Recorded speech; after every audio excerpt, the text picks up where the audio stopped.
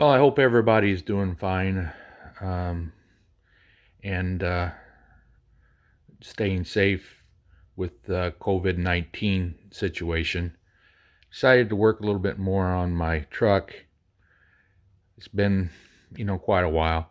I've been working on the bed and just got tired of it. I was 3/4 of the way done and just couldn't bring myself. I was burnt out on it. So I decided, well, I'll work on other parts of the truck that I can still feel excited about coming out and doing a little something on. So I've started working on the door itself. It was a pretty good sized dent in it and busted up hinge situation on the lower left hand corner. I'm working on the 47 Dodge. Right here, you can see this crack that runs through here. Obviously it's cracked up here, and there's actually some cracks over here. Over time, this door was allowed to swing past the stops. The stops wore out, and basically what it's done is it's sprung the lower hinge. You can see on this hinge post the groove that it wore into it, as over time it kept overextending and overextending, and then just basically chewed a groove into the side of the post. And also, if you can see on the inside, maybe if I shine a light,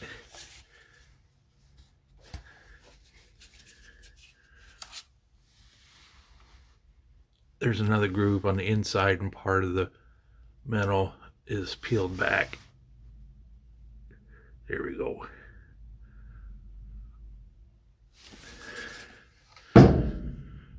This is the other door, but you can see and get the idea of what I'm talking about.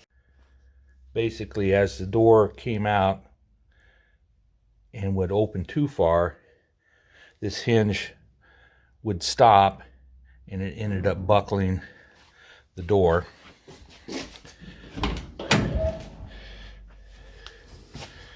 This is the door stop. This is, again, on the right door. This is the door stop. This is what it should look like. There is a rubber bumper on the other side, and then this arm keeps it from overextending. But as the rubber bumper wore out, then it starts to chew away at the inside of the door.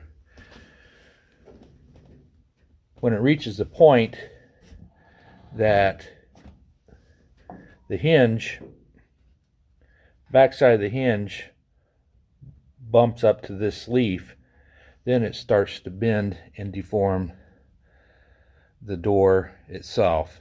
And that's what happened on my other door.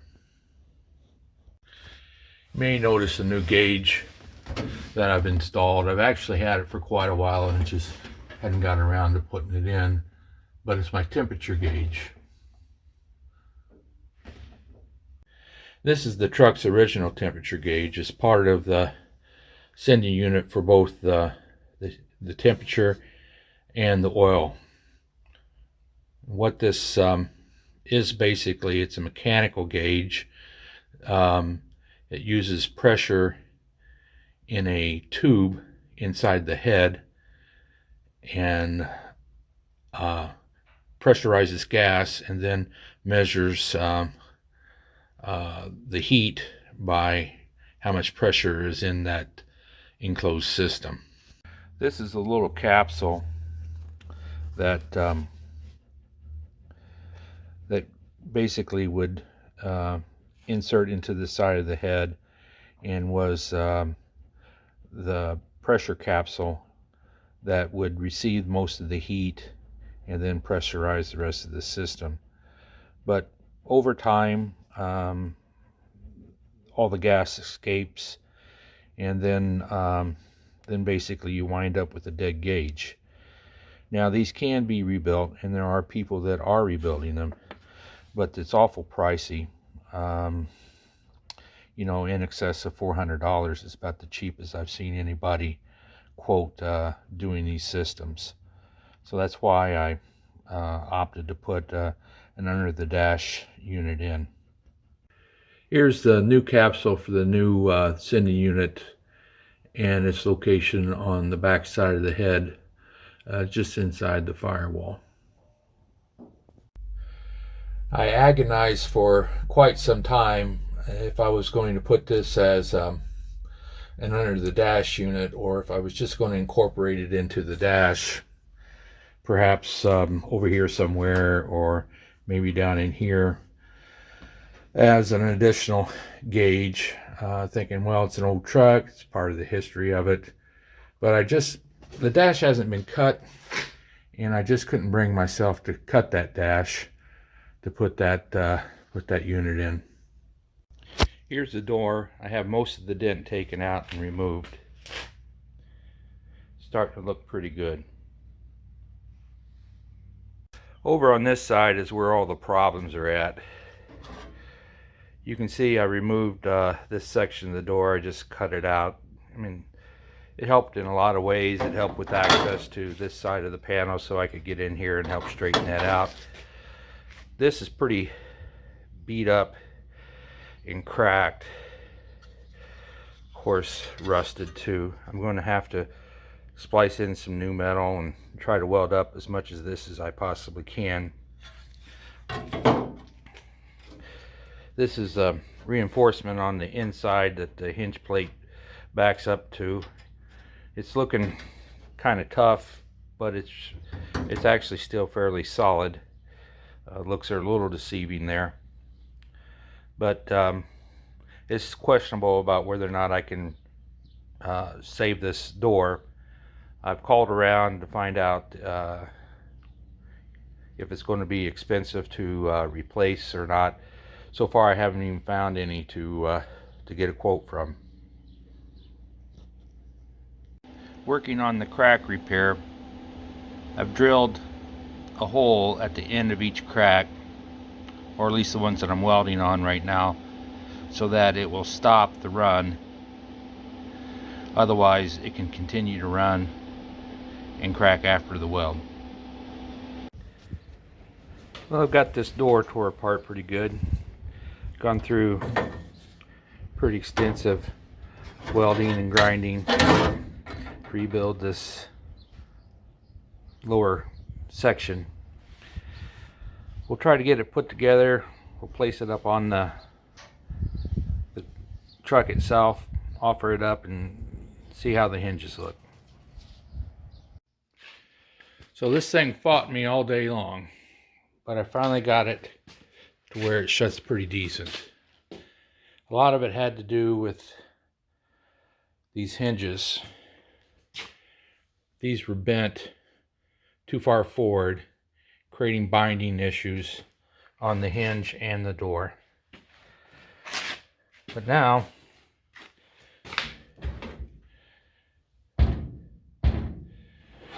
she shuts freely. Here's my repair.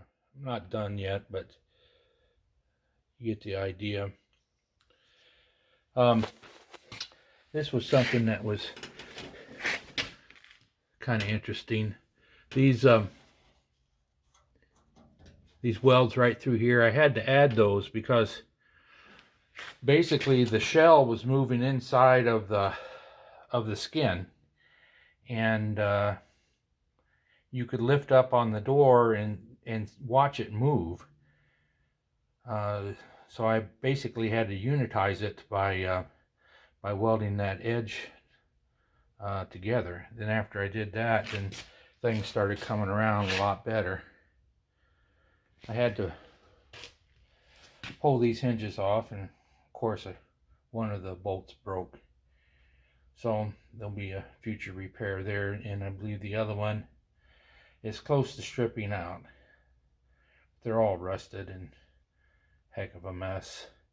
The threads are about half gone because they came off when I pulled it out. I ran a tap down it, but I don't think it's going to hold. So moving along nicely. There'll be a little bit more to do, and we'll get that all welded up. solid. Here's a shot of a repair that I've been making, and it's taken about all day. But what happened was this bolt broke off, and I drilled it out to be able to get the hinge plate out. But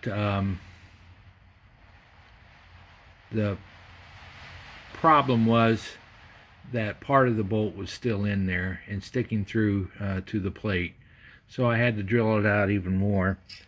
And at the end of the day, it was wallered out too big for a bolt, so I ended up splitting this back here, then also removing this outside plate that goes from here to here, and put it back, starting to put it back together. Got the first plate on anyway. Here's a little bit more on the plate. This is actually the hinge bracket itself. Slides in between these two plates and then gets bolted in. In order to keep this from blowing out, I've got this piece of copper, and then what we'll end up doing is sliding it in between here and there so that we can weld that up nice and neat without it pushing through to the other side. Once we get that up and then ground off, this is the outside plate that will be reattached to the door and then welded together. Okay, one of the points that I wanted to make earlier and didn't was the fact that the reason for cutting into this and going through this whole process is that this bolt had broke off. It snapped off at about head level. So the rest of the bolt was sticking through and capturing this plate inside. And so when I drilled through, then I got rid of what was on here on the surface, but then it was no longer in line and wallered out. So basically, by cutting this plate here and the plate in front of it, and giving me access to the front of that plate, I was able to plug weld that and fill it up, then punch it, re-drill it, and tap it. And so that now I've got a tap or threaded plate just as before, so I can still attach all 4 bolts. If I can sneak around to this side here, sorry, you can see inside, this is the plate that that's threaded, that the hinges end up bolting into. And to cut out an access panel on that side too.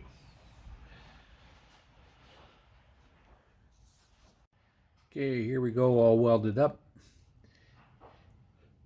and about ready for assembly.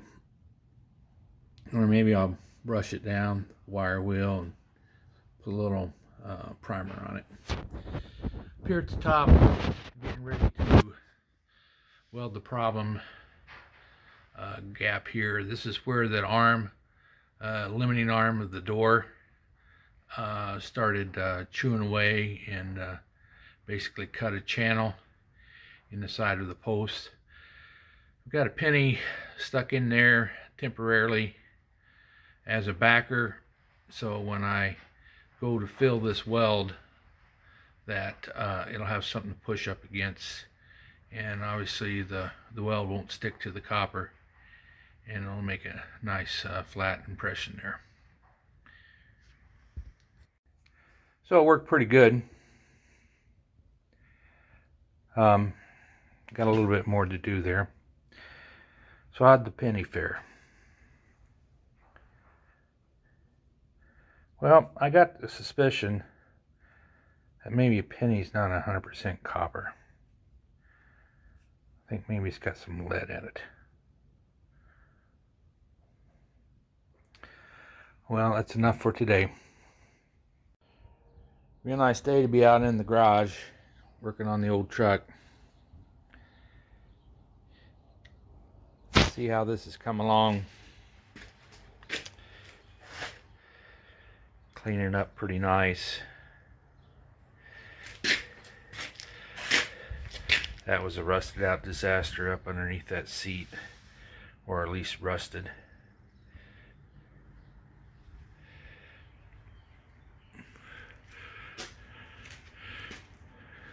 So that's coming along. I'll get some primer on it here pretty quick. Just about finished putting the panel back on this door. Had it spotted before, finishing up some welds.